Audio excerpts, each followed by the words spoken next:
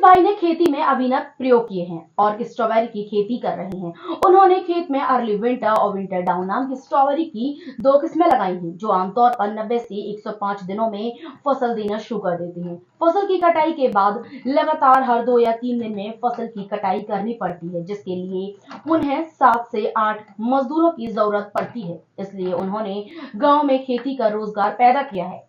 इसके अलावा वे थोक स्ट्रॉबेरी सूरत, भरूच और अहमदाबाद बाजार में बड़े पैमाने पर अपनी फसल बेच रहे हैं, जिससे उन्हें घर पर ही आमदनी होती है और गांव के लोगों को रोजगार भी मिलता है।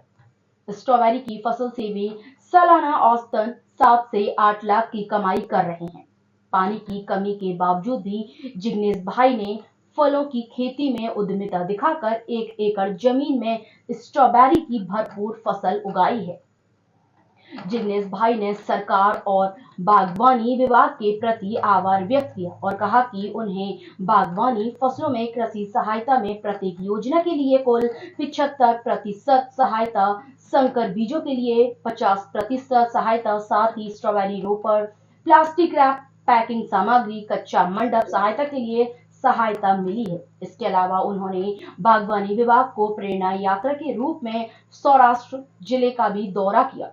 जिग्नेश भाई केवल 10वीं कक्षा तक पढ़े। जिग्नेश भाई ने यूट्यूब के माध्यम से कृषि के बारे में जानकारी प्राप्त कर तकनीक का उपयोग कर स्ट्रॉबेरी की खेती शुरू की।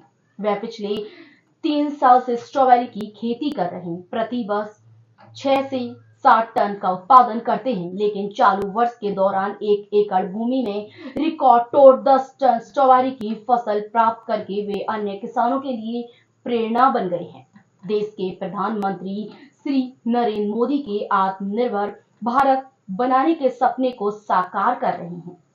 10वीं कक्षा तक पढ़ाई की, जिसके बाद वे रोजगार के लिए वापी या अन्य औद्योगिक क्षेत्रों में चले गए और पास के राज्य महाराष्ट्र में अंगूर और स्ट्रॉबेरी के खेतों में खेत मजदूर के रूप में भी काम किया। लेकिन आंखों में नया सपना लिए इस युवक ने खेत में मजदूर बनना नहीं, बल्कि खेत के मालिक बनने का फैसला किया। वर्षों तक उनके दादा दादी और माता पिता खेत मजदूर के रूप में काम करते हैं।